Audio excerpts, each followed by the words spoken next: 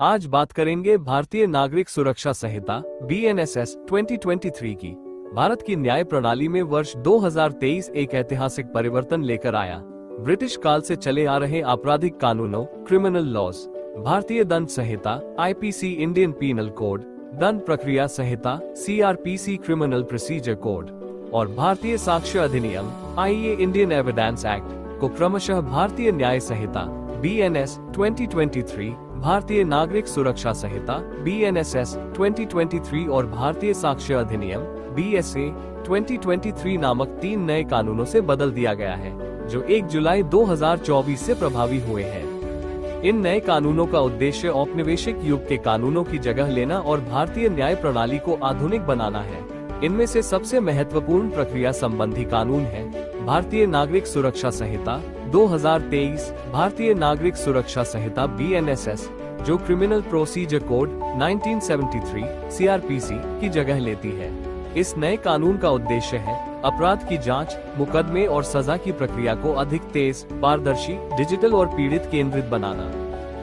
BNSS का परिचय और उद्देश्य। BNSS का मूल मकसद ये है कि आपराधिक न्याय प्रणाली को आधुनिक तकनीक के साथ जोड़ा जाए और पुलिस व न्यायालय की प्रक्रियाएं समयबद्ध हों। ये कानून अपराध के जांच से लेकर ट्रायल और फैसले तक के सभी चरणों को नई रूपरेखा में प्रस्तुत करता है।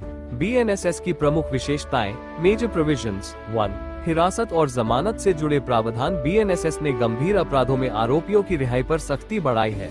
अगर किसी व्यक्ति पर आजीवन कारावास या उससे अधिक सजा वाले अपराधों का आरोप है या उस पर कई अपराधों के मामले चल रहे हैं, तो अब उसे व्यक्तिगत मुचलके पर्सनल बॉन्ड पर रिहा नहीं किया जाएगा।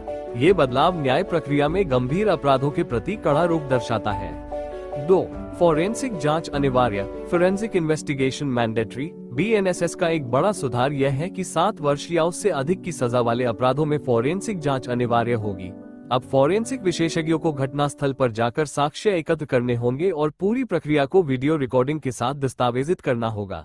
अगर किसी राज्य में फोरेंसिक सुविधा नहीं है, तो उसे दूसरे राज्य की प्रयोगशालाओं का उपयोग करना होगा। इससे जांच अधिक वैज्ञानिक और साक्ष्य आधारित बनेगी। 3, चिकित्सा जांच मेडिकल एग्जामिनेशन। पहले CRPC के तहत मेडिकल जांच का आदेश केवल सब इंस्पेक्टर स्तर का अधिकारी दे सकता था। BNSS ने इस प्रावधान को सरल करते हुए किसी भी पुलिस अधिकारी को यह अधिकार दे दिया है। इससे जांच प्रक्रिया में तेजी आएगी और साक्ष्य तुरंत सुरक्षित किए जा सकेंगे। 4, साक्ष्य और नमूना संग्रह कलेक्शन ऑफ सैंपल्स। BNSS ने नमूनों के दायरे को भी बढ़ाया है। अब पुलिस न केवल हस्ताक्षर या हस्तलेखन, बल्कि फिंगरप्रिंट, वॉइस सैंपल और अन्य बायोमेट्रिक डेटा भी ले सकती है, यहाँ तक कि उस व्यक्ति से भी जो गिरफ्तार न हुआ हो। ये बदलाव डिजिटल युग की जांच के अनुरूप है। 5, समय सीमाएं स्ट्रिक्ट टाइमलाइंस। BNSS ने न्यायिक प्रक्रियाओं को समयबद्ध बनाने के लिए कई टाइमलाइन तय की है, जैसे रेप पीड़िता की मेडिकल रिपोर्ट 7 दिन के भीतर, कोर्ट का निर्णय 30 दिन के भीतर, आवश्यकता होने पर 45 दिन तक बढ़ाया जा सकता है। पीड़िता को केस की प्रगति की जानकारी हर 90 दिन में दी जानी चाहिए। पहली सुनवाई के बाद आरोप तय करने की अवधि 60 दिन। इन प्रावधानों से न्याय में विलंब डिले को कम करने का प्रयास किया गया है। 6, न्यायालय संरचना में परिवर्तन change in court hierarchy. CRPC के अंतर्गत महानगरीय मजिस्ट्रेट मेट्रोपॉलिटन मैजिस्ट्रेट की व्यवस्था थी, जो बड़े शहरों में लागू होती थी। BNSS ने इस भेद को खत्म कर दिया है। अब सभी अदालतें एक समान श्रेणी की मानी जाएंगी। ये कदम न्याय व्यवस्था को अधिक समान और एकरूप बनाता है। 7, संपत्ति जब्ती के प्रावधान प्रॉपर्टी अटैचमेंट। BNSS के तहत अपराध से अर्जित संपत्ति को जब्त करने का अधिकार दिया गया है। आलोचकों का कहना है कि इसमें prevention of money laundering act PMLA जैसी सुरक्षा व्यवस्था नहीं दी गई, जिससे दुरुपयोग की संभावना बढ़ सकती है।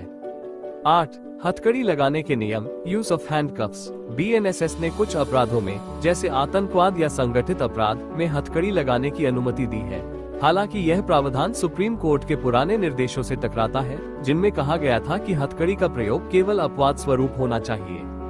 9, लोक व्यवस्था से जुड़े प्रावधान पब्लिक ऑर्डर मेंटेनेंस। BNSS में न्यायिक ट्रायल की प्रक्रिया के साथ साथ लोक व्यवस्था बनाए रखने से जुड़े कुछ प्रावधान भी शामिल किए गए हैं। कई विशेषज्ञों का मानना है कि ट्रायल की प्रक्रिया और सार्वजनिक व्यवस्था के प्रावधान अलग अलग कानूनों में होने चाहिए, ताकि प्रशासनिक भ्रम न पैदा हो।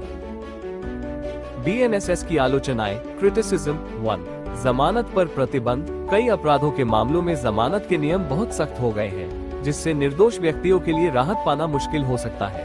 2. संपत्ति जब्ती में सुरक्षा की कमी, जब्ती की प्रक्रिया में पर्याप्त निगरानी और पारदर्शिता की व्यवस्था नहीं की गई है। 3. हथकड़ी नियमों पर विवाद, सुप्रीम कोर्ट के निर्देशों के विपरीत हथकड़ी की अनुमति विवादास्पद है। 4. तकनीकी और मानवाधिकार संतुलन का अभाव, डिजिटल जांच प्रणाली अच्छी है, लेकिन इसका दुरुपयोग रोकने के उपाय स्पष्ट नहीं है। संक्षेप में, भारतीय नागरिक सुरक्षा संहिता BNSS भारत की न्याय प्रणाली में एक क्रांतिकारी कदम है। ये कानून जहां एक और डिजिटल युग की दिशा में कदम बढ़ाता है, वहीं ये सुनिश्चित करने की कोशिश भी करता है कि न्याय समय पर और साक्ष्य आधारित मिले। हालांकि इस कानून की सफलता इस बात पर निर्भर करेगी कि इसे जमीनी स्तर पर कैसे लागू किया जाता है। क्या पुलिस, न्यायालय और फोरेंसिक एजेंसियां इसके अनुरूप तैयार हैं या नहीं?